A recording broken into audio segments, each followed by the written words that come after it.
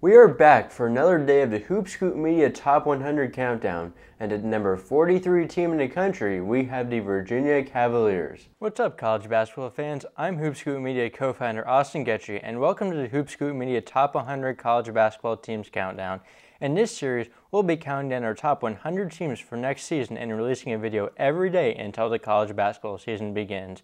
If you enjoy this content, please subscribe to our YouTube channel and give our social medias a follow.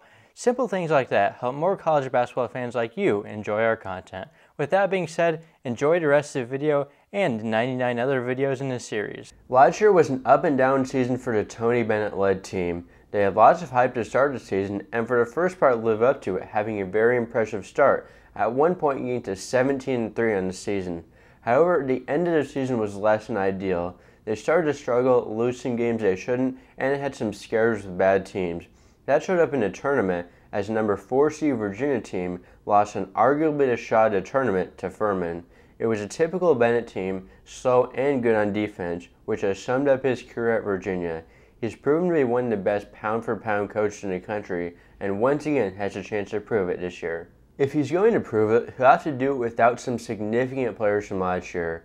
Armand Franklin, the team's leading scorer, started his pro career. Solid starting options Jaden Gardner, Kie Clark, and Ben Vanderplas exhausted their eligibility. Big man Caden Shedrick also transferred to Texas, leaving Bennett with lots of adjustments to make. Despite having to change up the roster a lot, one player returning is point guard Reese Beekman.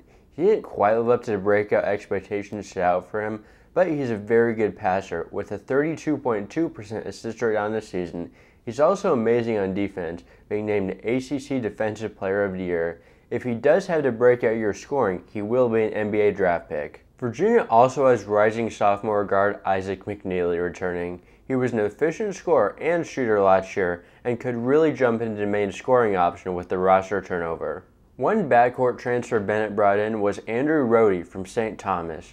Rohde is a combo guard with lots of offensive skill, averaging over 17 points and being named to first-team All-Summit as a freshman. He can also pass the ball, with over a 25% assist rate in conference play. However, the one concern is defense, something the Summit isn't necessarily known for.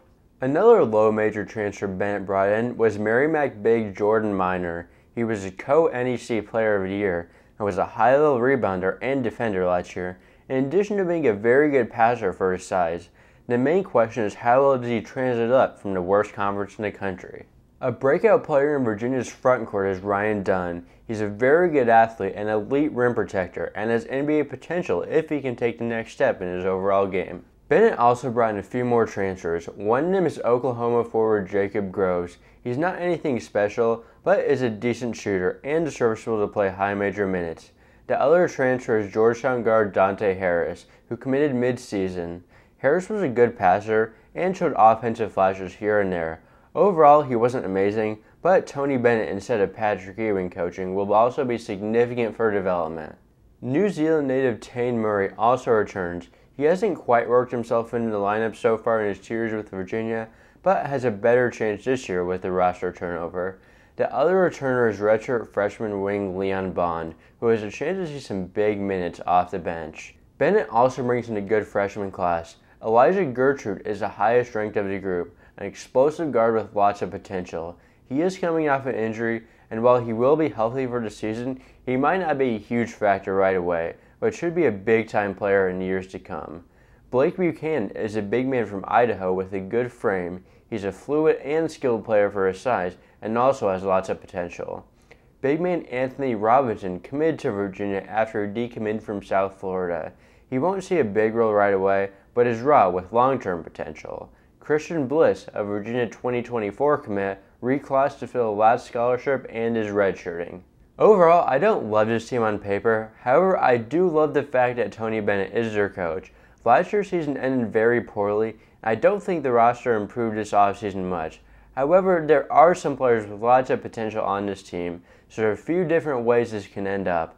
I have the Cavaliers sitting at 5th in the ACC and currently in the tournament field, although close to the border. Virginia fans, comment below your thoughts and where you'd have the Cavaliers ranked personally. We will be back tomorrow for the number 42 team in the country. Subscribe and turn on post notifications so you don't miss it.